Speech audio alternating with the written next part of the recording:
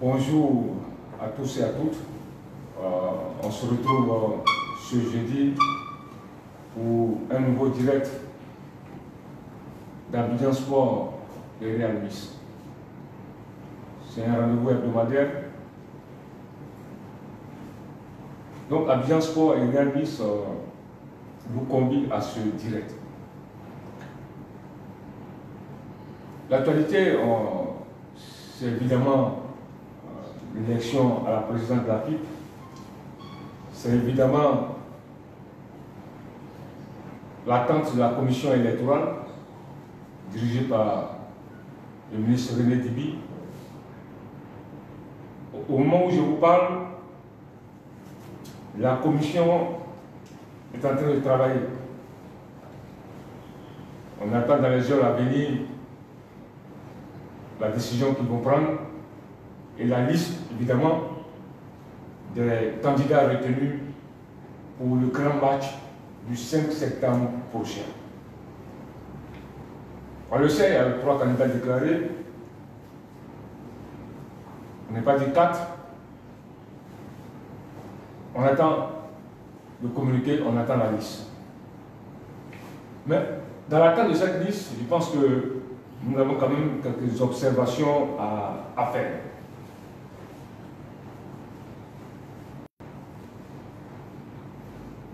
On entend beaucoup de choses se disent. Mais je crois l'un des enseignements de cette pré-campagne, c'est que le football ivoirien est pris en otage par une mafia. Ça, il faut le dire tout net. C'est une mafia qui a pris en otage le football ivoirien. C'est vraiment dommage que certains acteurs de ce football, anciens footballeurs, dirigeants, journalistes, supporters, ont pris fait cause pour cette mafia. C'est vraiment dommage. Mais c'est une minorité, hein? C'est une minorité. Mais ils ont pris fait cause pour cette mafia.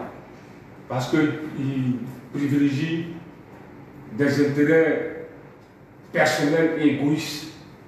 C'est vraiment dommage pour le football ivoirien. Une mafia qui a pris en otage ce football-là. Et aujourd'hui, on entend dire beaucoup de choses. On attend donc la décision de la commission électorale.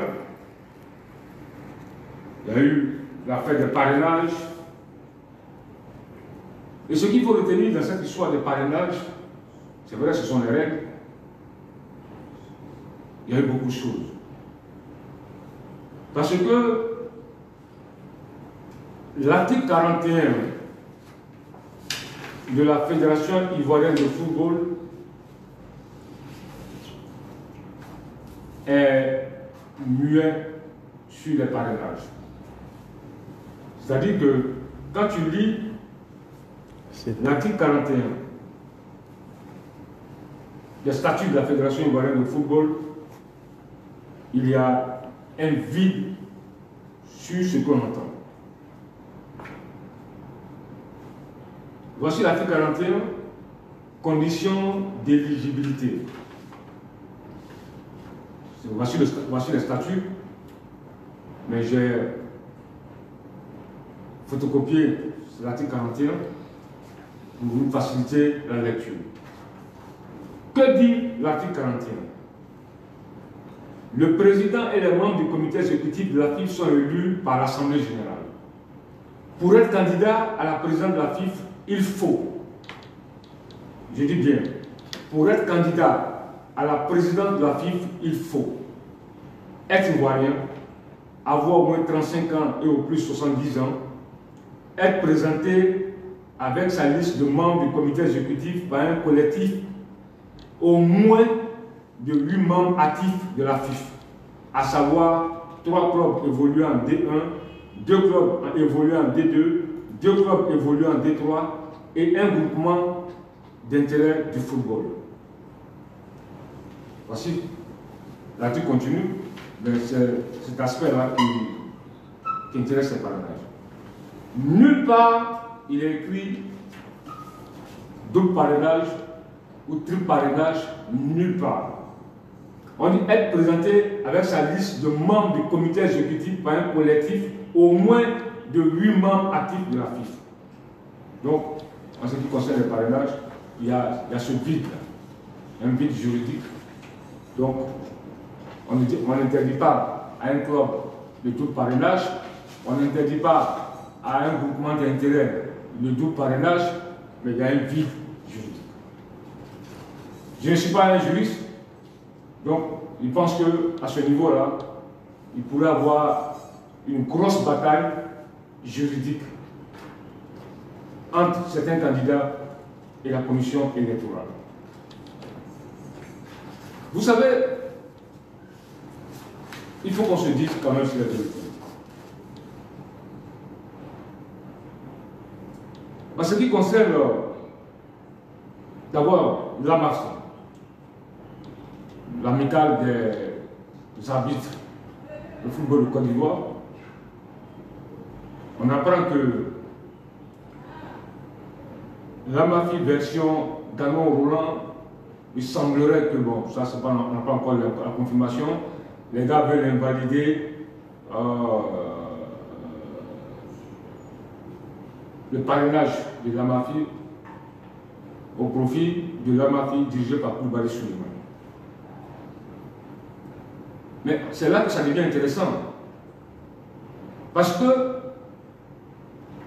c'est là que ça devient intéressant. Ça veut dire quoi? C'est vrai, l'AMAFI, Danon Roland, disent que c'est l'Assemblée Générale. Koulibaly Souleymane, il dit que c'est le bureau et que la fédération ne reconnaît pas l'AMAFI version Danon Roland, qu'elle reconnaît l'AMAFI version Koulibaly Souleymane. Ok. Mais là où il y a un problème, c'est-à-dire que ça pose là un problème au niveau de la vie de nos groupements d'intérêt et de nos associations sportives. La décision de l'AMAFI version Koulibaly Souleymane, Ayam Soko, c'est-à-dire qu'il y a une vingtaine de gars qui se réunissent, parce qu'il n'y a pas eu de vote, hein. Il faut que ce soit clair. Il n'y a pas eu de vote. Il n'y a pas eu de vote au niveau de l'AMAFI version Koulibaly Souleymane. Il n'y a pas eu de vote. L'AMAFI, il n'y a pas eu de vote. Il n'y a jamais eu de vote. C'est-à-dire, il y a quelqu'un qui s'élève au moment où j'étais dans la salle à Yamsokro, quelqu'un s'élève, il dit bon, ok, on s'en tient à la décision du président de l'AMAFI, c'est-à-dire Koulibaly Souleymane.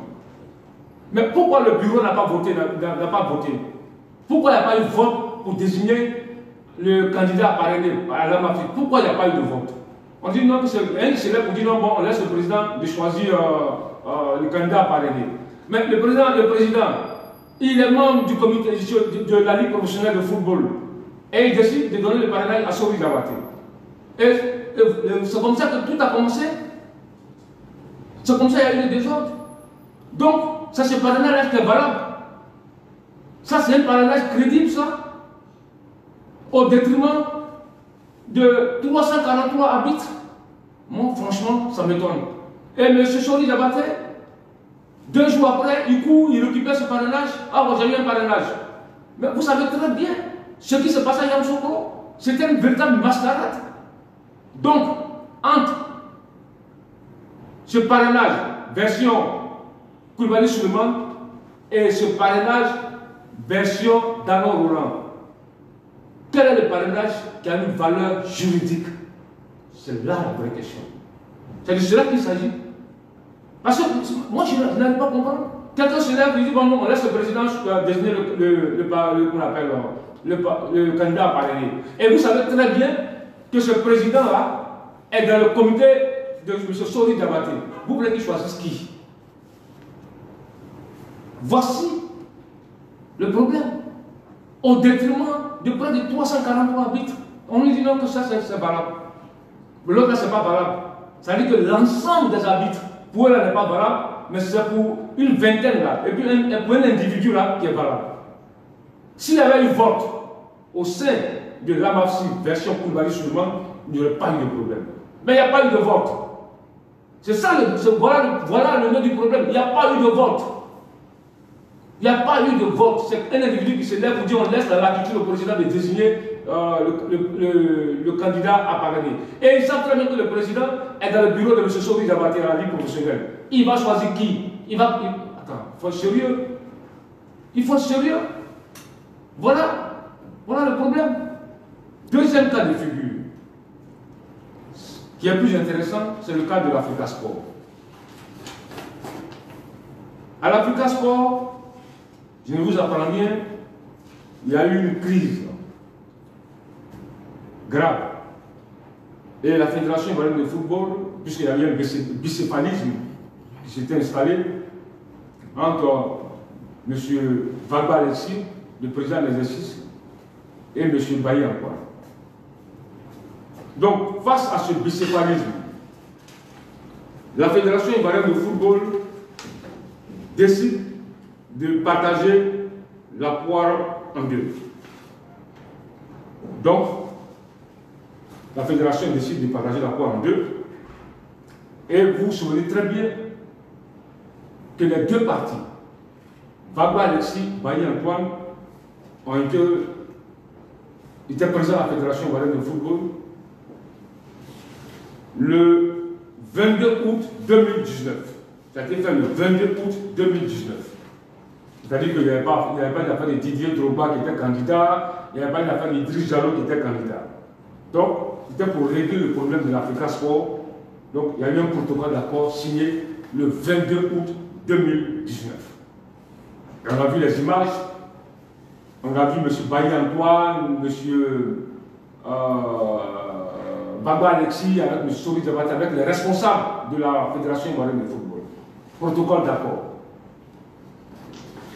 Donc ce protocole d'accord, qui mettait de côté les tests de l'Africa Sport, donc la nouvelle feuille de route, c'était ce protocole d'accord. C'est à travers ce protocole d'accord que l'Africa Sport devait fonctionner. Et ce protocole d'accord, il y a 3 points importants. Il y a la gouvernance du club. À l'article 3, le point d'accord, la gouvernance du club.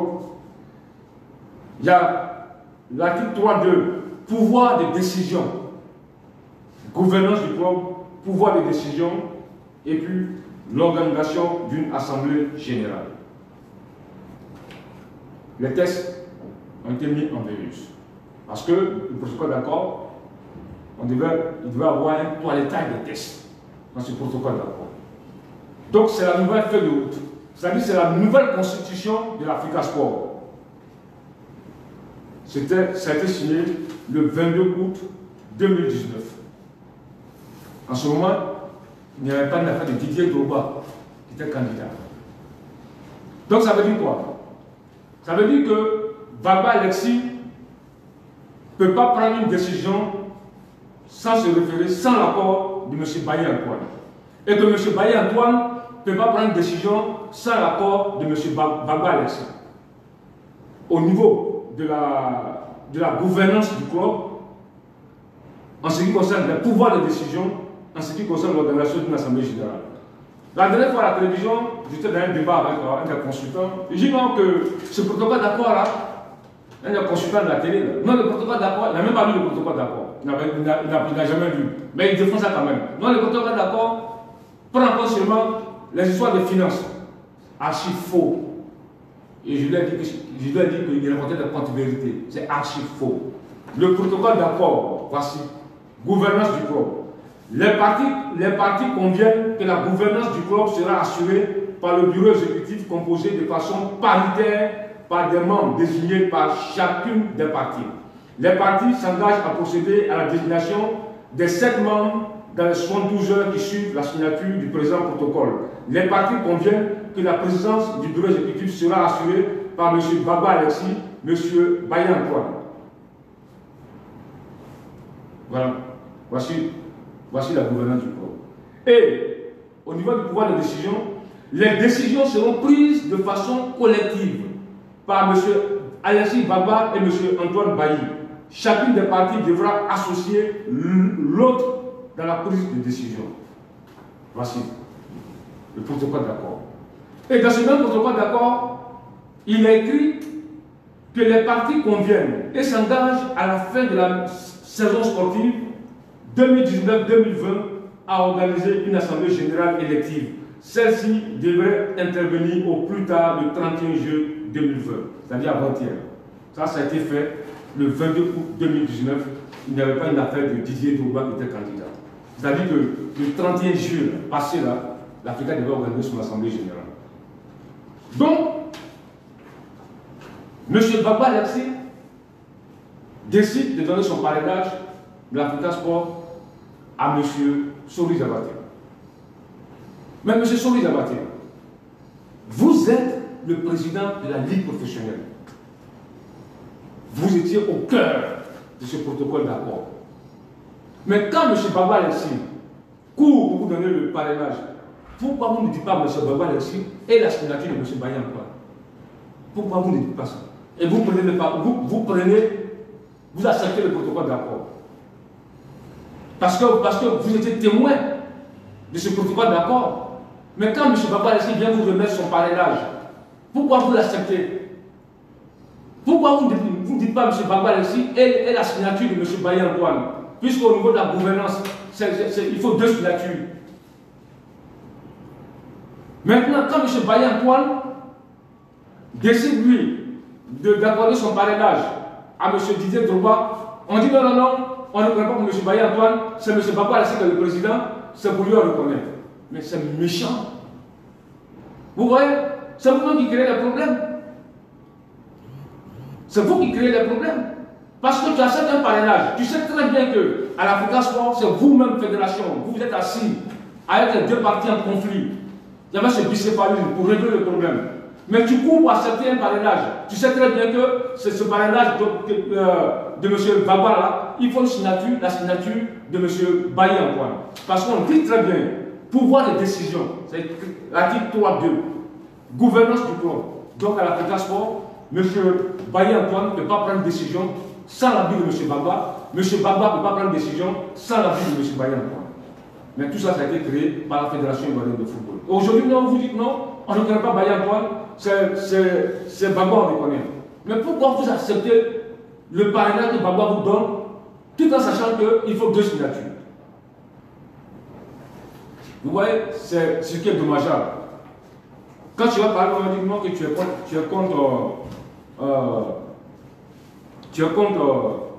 contre les gens. Alors que là, on voit très bien que voici ce protocole d'accord qui a été validé par la Fédération ivoirienne de football. Et on nous dit encore non, que le 4 juillet, la Fédération, l'Assemblée générale a décidé de ne pas, qu'il n'y ait plus d'Assemblée générale dans les associations et les groupements d'intérêt jusqu'au 5 septembre. Oui, mais ça a été fait sciemment pour protéger l'Africa Sport. Pour protéger Baba, ça a été fait sciemment pour protéger l'Amafsi de M. Koulibaly Suleiman. Parce qu'ils savent très bien que s'il y a un vote sérieux à l'Africa Sport, Baba sera minoritaire. Ils savent très bien que s'il y a un vote sérieux à l'Amafsi, M. Koulibaly Suleiman sera minoritaire. Ils savent très bien qu'il y a un candidat, Sori Zabaté, qui est issu du comité exécutif de la FIFA.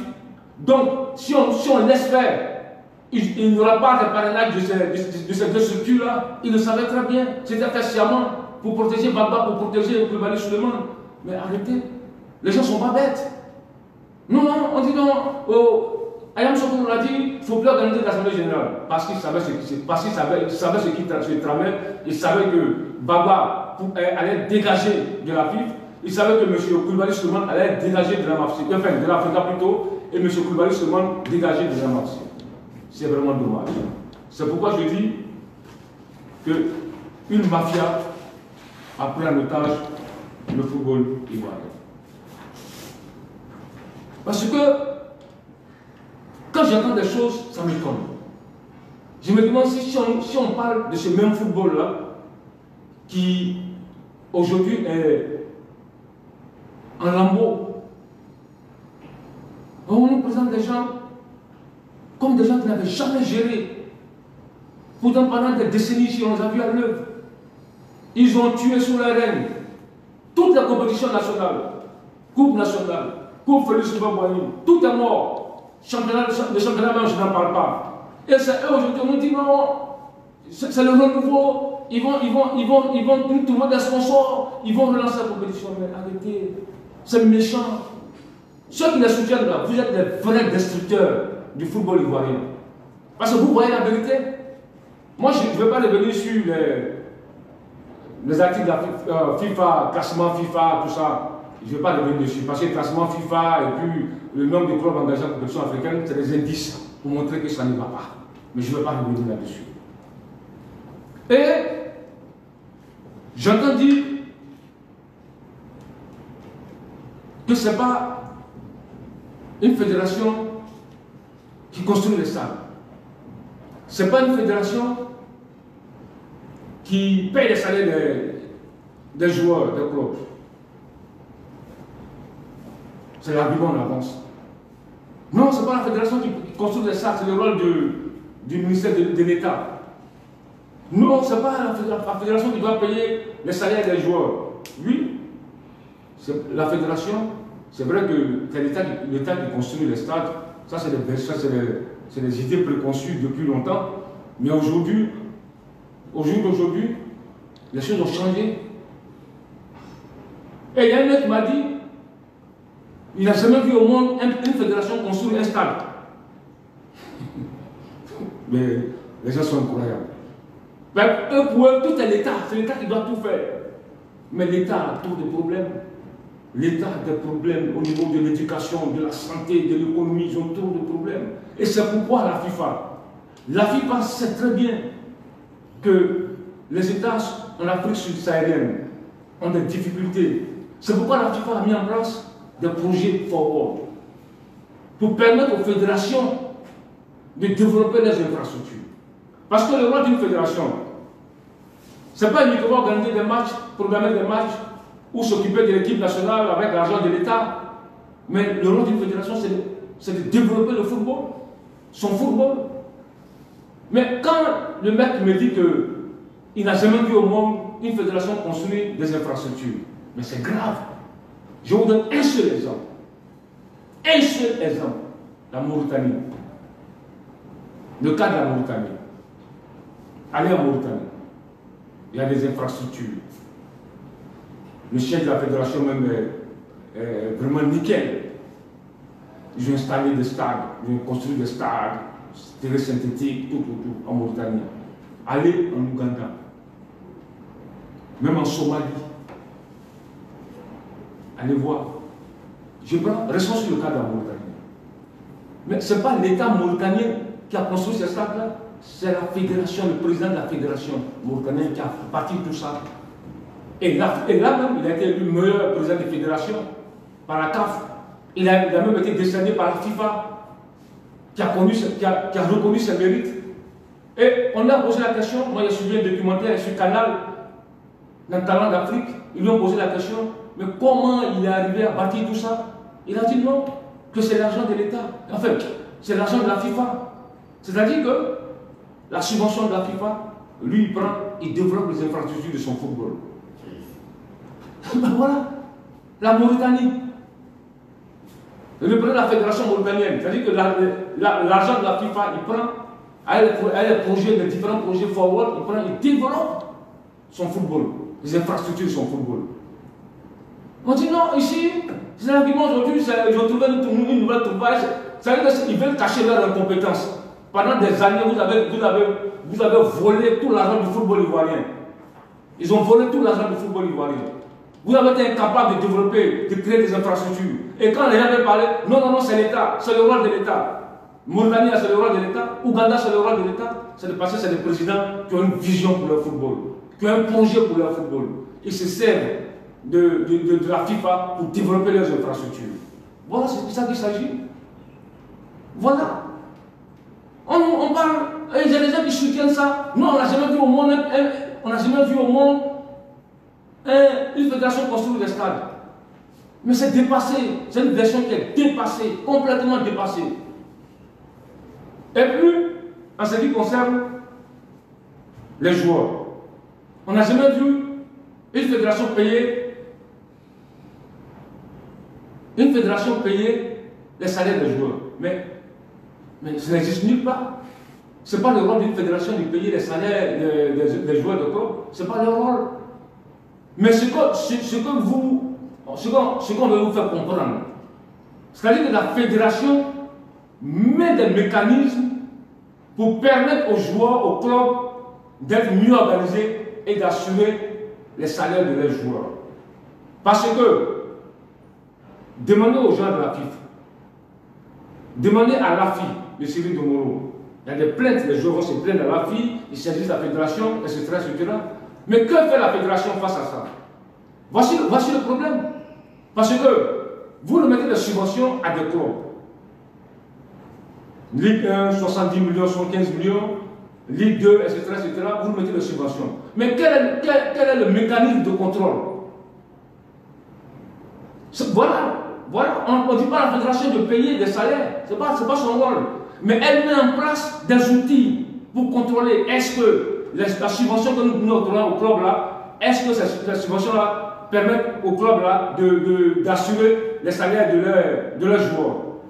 Il y a un contrôle qui est fait. Parce que dans les statuts de la FIFA, il y a une commission de contrôle, de gestion dedans.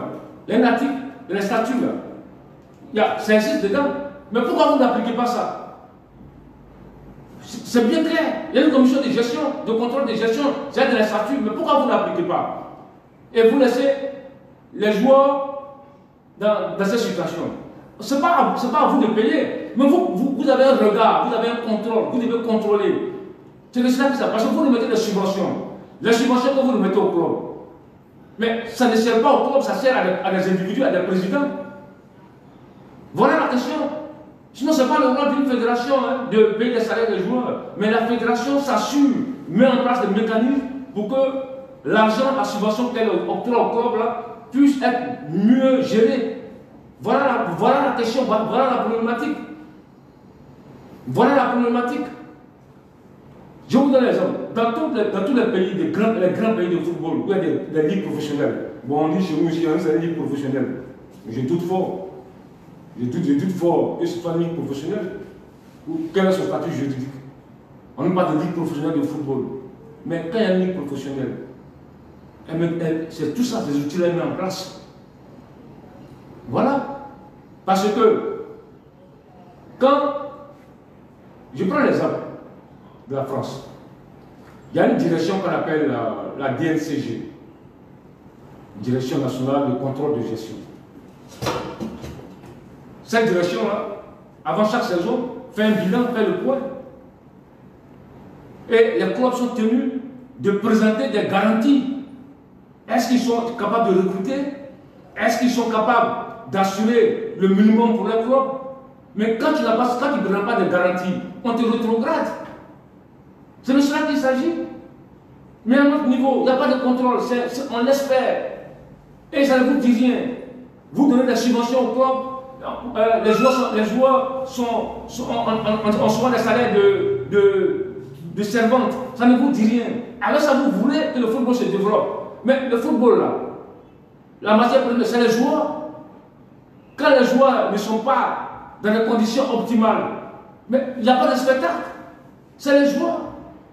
On ne peut pas parler de club sans joueurs. Mais vous, ce n'est pas votre problème. Le développement du football, ça ne vous intéresse pas. Vous, ce qui vous intéresse, c'est l'argent du football. C'est tout ce qui vous intéresse.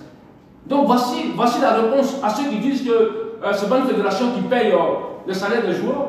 Mais lui, on n'a jamais demandé à une fédération de payer les salaires des clubs. Ce n'est pas possible, des joueurs, ce n'est pas possible. Mais la fédération met en place des mécanismes de contrôle. Puisqu'elle donne de la subvention, elle donne des subventions aux clubs. Voilà la clé du problème. Mais chez nous ici, c'est un bazar, c'est un marché. Il n'y a pas de contrôle. Parce que s'ils le font, il y a des clubs qui ne vont plus exister. Mais comme ils sont soutenus par des petits clubs là, il y a des petits clubs qui manipulent là. C'est avec ça qu'ils obtiennent de nombreux parrainages là. Ils veulent se maintenir avec ça. C'est n'importe quoi. Et puis au niveau des parrainages. Mais les parrainages qui ont été acquis, il y a un candidat qui a présenté près de 40 parrainages. Mais posez-lui la question à quel moment il a eu ces parrainages. Posez-lui la question. En plein championnat, les gens récupèrent les parrainages. Mais attendez, en plein championnat. Donc, on appelle le président du club, donne ton parrainage. En plein championnat. Mais vous voulez quoi? Que le président du club dise quoi? Il donne le parrainage. Donc aujourd'hui, ils ont 40 parrainages, 50 parrainages, ils disent non, qui sont populaires. C'est faux. Vous savez comment vous avez obtenu ces parrainages? Mais la vérité, ce sera le 5 septembre. La vérité, ce sera le 5 septembre, la vérité. On va voir qui va gagner. La vérité, ce sera le 5 septembre. Parce que tout ça, ça force les règles du jeu. Tout cela force les règles du jeu. C'est pourquoi on parle de mafia. Voilà. Avant même le dépôt des candidatures, on met la pression sur on fait chanter les présidents de club, on met la pression sur eux, on récupère les parrainages. Et on veut nous faire croire qu'on a 50 parrainages, on a 70 parrainages, donc on va gagner les élections. Non. En 2011, M. Saleh Bitogo avait plus de parrainages que M. Sidi Diallo, il n'a pas gagné. Non. Aujourd'hui, voilà. Donc, avoir le plus de parrainages ne veut pas dire que tu as gagné les élections. Détrompez-vous. Arrêtez de mentir au peuple. Arrêtez d'intoxiquer les hommes politiques. Vous dites non, voilà, je suis populaire, il y a plus de clubs. C'est faux. On sait comment vous avez obtenu ces parrainages. Voilà. Je pense que j'ai été là ce matin. On va laisser la commission électorale continuer son travail. Et la commission électorale, là, il faut qu'elle évite de se mettre sous la pression. Même les pressions politiques. Qu'elle évite de se mettre sous. Parce que là, c'est une des pages importantes du football ivoirien. C'est une des cartes importantes du football ivoirien qui est en train de se jouer. Parce que ce qui se passe est vraiment grave. Aujourd'hui, quand j'ai écouté mon frère Ricardo Zama la dernière fois sur une chaîne de télévision, je pense que Zama a raison. Rachid Nessa a raison. Voici des gens que je salue au passage, des journalistes qui ont une expérience dans ce milieu. Ils ont une expérience dans ce milieu, donc ils savent ce qui se passe. Ils savent ce qui se passe. C'est dommage. C'est dommage. Rachid Nessa, Ricardo Zama, ils savent ce qui se passe. Parce qu'ils connaissent le milieu. Tout comme moi, on connaît ce milieu-là. Donc c'est pourquoi moi, je suis pour le changement, je suis pour le renouveau du football ivoirien. On ne peut pas continuer dans l'amateurisme, dans le mensonge, dans la contre-vérité. Parce que le football ivoirien, quand ça va, ce sera mieux organisé. Quand ce football va retrouver ses lettres de noblesse, tous les acteurs du football, tous ceux qui rôdent autour de ce football seront bénéficiaires. Ce ne sont pas vos intérêts mesquins, particuliers. Non, ce n'est pas de ça qu'il s'agit. On parle de l'intérêt général. Parce que même il y a des jeunes gens. Quand tu les croises, ils te disent autre chose. Ils sont virulents face à la gestion de notre football. Mais il suffit qu'ils soient reçus dans un bureau, ils disent autre chose. C'est dommage. C'est dommage. C'est ensemble que nous devons sauver ce football-là. C'est ensemble. Parce que, vous voyez, vous parlez, je vois les programmes des sponsors, là, les candidats. Non, on va envoyer des sponsors, on va faire ça, on va faire ça. Mais vous allez envoyer quels sponsors si vous n'avez pas l'adhésion populaire? Les sponsors, là, ce n'est pas des philanthropes. Un sponsor, ce n'est pas un philanthrope. Il vient là où il y a l'adhésion populaire, où il y a le peuple. Ce n'est pas des philanthropes, des sponsors. On va créer des clubs de sponsors. Mais vous allez créer des clubs de sponsors. Mais vous êtes vomi par le peuple. Quel sponsor vous allez avoir? Vous n'allez pas tuer le football ivoirien? Vous êtes vomi par le peuple. Nous, on va créer des clubs de sponsors. Les sponsors ne sont pas des philanthropes. Ils viennent où il y a le public, où il y a l'engouement populaire.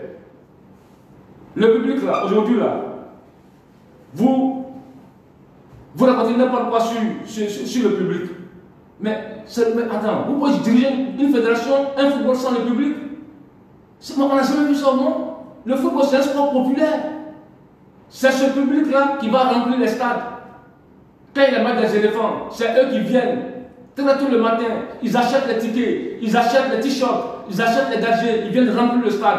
Et quand les sponsors voient qu'il y a du monde au stade, ils viennent vous mettre de l'argent. Mais sans public, sans un engouement populaire, vous allez diriger quel football? Arrêtez de nous mentir. Arrêtez de nous mentir.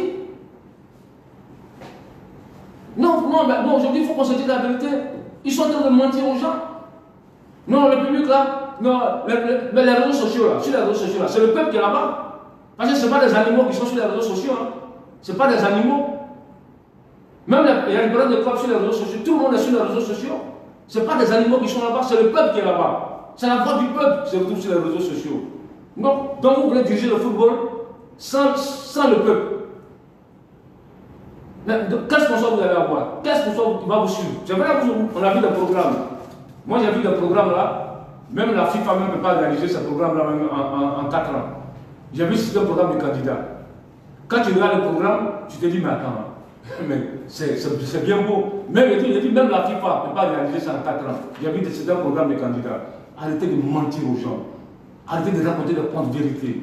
Sauvez le football. Sauvons le football ivoirien. Sauvons cette jeunesse-là, ces jeunes-là aujourd'hui qui sont là, qui veulent vivre de ce métier. Tous ces acteurs du football, là, c'est de ça qu'il s'agit. Je pense que, franchement, aujourd'hui, j'ai été long. On va se séparer pour aujourd'hui. On va se retrouver jeudi prochain. Tout en remerciant Real Nice. Continuez de consommer Real Nice. Et continuez aussi de lire Abidjan Sport. Abidjan Sport. Il y a un numéro déjà qui est sur le marché. Le dernier numéro sur le marché. Je pense qu'il faut l'acheter. Vous pouvez l'acheter aussi en ligne. Hein. Parce que là, nous sommes pour, franchement, le changement. Il ne faut pas se cacher. Moi, je ne suis pas un hypocrite. Ça ne va pas dans le football ivoirien. Il faut que ça change. C'est de ça qu'il s'agit. Je n'ai pas entendu Didier Drogba pour parler. Depuis 20 ans, je parle. Depuis 20 ans, je dénonce certaines choses dans le football ivoirien. Je n'ai pas entendu Didier Drogba. Je n'ai pas entendu Sidi Diallo pour parler. Je n'ai pas entendu Sori Diabaté pour parler. Quand je parlais des dérives du football ivoirien, M. Sori Diabaté n'était même pas dans le football ivoirien. Il ne dirigeait même pas le football. Sidi Diallo, lui. Idriss Diallo, lui. Mais Sori Diabaté n'était même pas là. Donc ce n'est pas un problème de Sori Diabaté ou même de Didier Drogba. Didier Drogba ne joue même pas l'équipe nationale. Quand, je me souviens très bien, quand des joueurs au sein de la Fédération ivoirienne de football, ils ont pris en otage l'ex-président de la FIFA, Feu Bien Mousseinou, parce qu'il réclamait les primes. On a eu à dénoncer ça, pour dire non, c'est pas comme ça on gère une équipe nationale. Pendant des années, on a mené ce combat. Quand en 2002, au Mali, l'équipe de Côte d'Ivoire était la grande honte du football africain. Une équipe nationale qui se présente avec 2 sponsors. Le ministère des Sports qui vient à son sponsor. Une fédération qui a son sponsor. C'était la grande honte en 2002 au Mali. On a dénoncé ça. Il n'y avait pas de Didier Drogba. Il n'y avait pas de Sori Diabaté à cette époque-là. En 2002 au Mali, avant la CAN. Pendant la CAN. C'est après que M. Jacques Anoum est venu, après les règles de la Fédération ivoirienne de football. M. Sori Diabaté n'était pas à la Fédération ivoirienne de football. Donc ne nous ramenez pas à des débats de personnes. Nous n'en avons rien à foutre avec les personnes. Nous, ce qui nous intéresse, c'est l'intérêt du football. C'est tout. Merci. Bon appétit. Pour ceux qui n'ont pas encore déjeuné, et on se retrouve jeudi prochain. Continuez de consommer les Nice. Merci beaucoup.